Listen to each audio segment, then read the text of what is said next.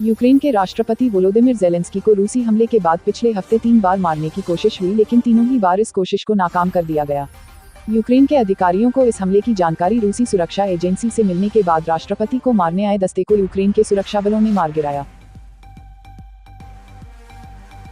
रूस यूक्रेन का असर अब भारत में दस्तक दे रहा है। एक तरफ भारत में अगले हफ्ते पेट्रोल, डीजल और रसोई गैस के दाम बढ़ेंगे, वहीं इसका असर मोबाइल, कंप्यूटर और कार बाजार पर भी पड़ेगा।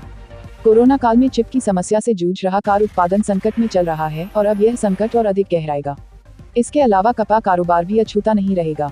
भारतीय रुपये के साथ इस युद्ध की मार सनफ्लावर तेल पर भी पड़ना निश्चित है, जिसकी वजह से भारत की जनता पर महंगाई की जबरदस्त मार झेलनी पड़ेगी और संभलने में लंबा समय लग सकता है। उत्तर प्रदेश में विधानसभा चुनाव के अंतिम चरण का मतदान 7 मार्च को होना है और कल शाम को चुनाव प्रचार बंद हो जाएगा। 7वें चरण में पूर्वांचल की सीटों के लिए वोट डाले जाएंगे।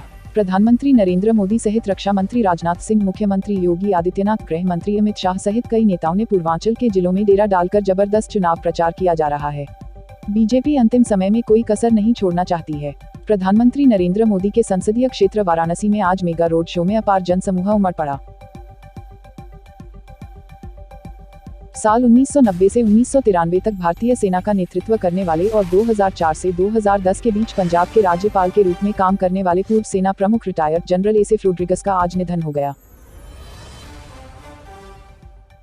उपराष्ट्रपति एम वेंकैया नायडू ने आज कहा कि राज्यपालों के संबोधन के दौरान हो रही कुछ घटनाएं और कुछ संस्थानों में हो रही हिंसा से पूरी तरह बचना चाहिए।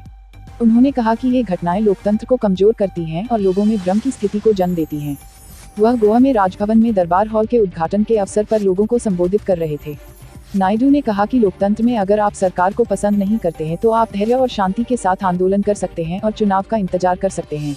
इसके साथ ही उन्होंने राजनीतिक दलों से जनादेश का सम्मान करने और हिंसा से बचने का अनुरोध किया। नैरोबी में आयोजित संयुक्त राष्ट्र पर्यावरण सभा के विशेष सत्र में भारत ने नवीनतम विज्ञान और डिजिटल उपकरणों की आवश्यकता पर बल दिया है।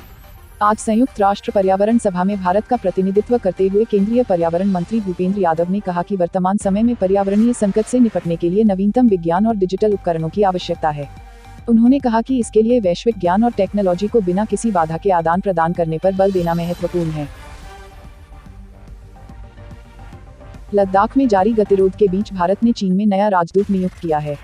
अब वहां भारत के नए राजदूत प्रदीप कुमार रावत होंगे। इससे पहले चीन में भारत के राजदूत विक्रम मिश्री थी। इनकी जगह पर अब रावत को तैनात किया गया है।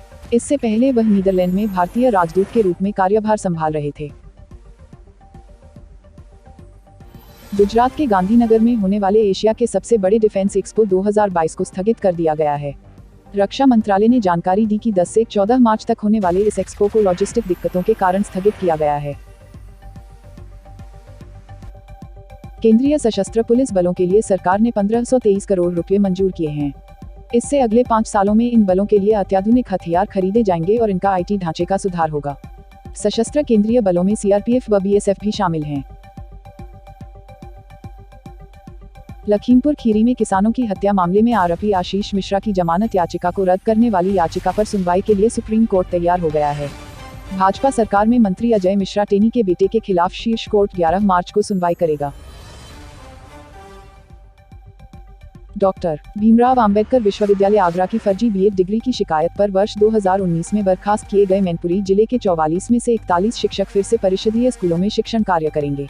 सुप्रीम कोर्ट के आदेश के बाद बीएसए ने इन शिक्षकों को कार्यभार ग्रहण कराने के लिए पत्र जारी किया है। इलाहाबाद हाईकोर्ट की लखनऊ पीठ ने 28 साल पहले 4 लोगों की हत्या के एक मामले में अभियुक्तों की फांसी की सजा को उम्र कैद में बदल दिया है। कोर्ट ने अहम फैसले में कहा कि चूंकि घटना में 2 ऐसे अभियुक्त भी शामिल थे जिनकी पहचान नहीं हो सकी, साथ ही अभियोजन हर अभियुक्त की भूमिका को स्पष्ट नहीं कर सका है, लिहाजा इसे दुर्लभ से दुर्लभतम मामला नहीं कहा जा सकता।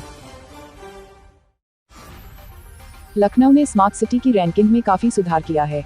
स्मार्ट सिटी परियोजना के तहत चल रहे कामों में तेजी आने की वजह से यह सुधार हुआ है। लखनऊ अब 16वें स्थान से घटकर 9वीं रैंक पर आ गया है। इसी के साथ लखनऊ रैंकिंग में देश के टॉप 10 शहरों में शुमार हो गया है। स्मार्ट सिटी की रैंकिंग में पिछली बार लखनऊ को 16वां स्थान मिला था। Please subscribe Aviral Times for latest news update and press the bell icon to get all the latest video updates.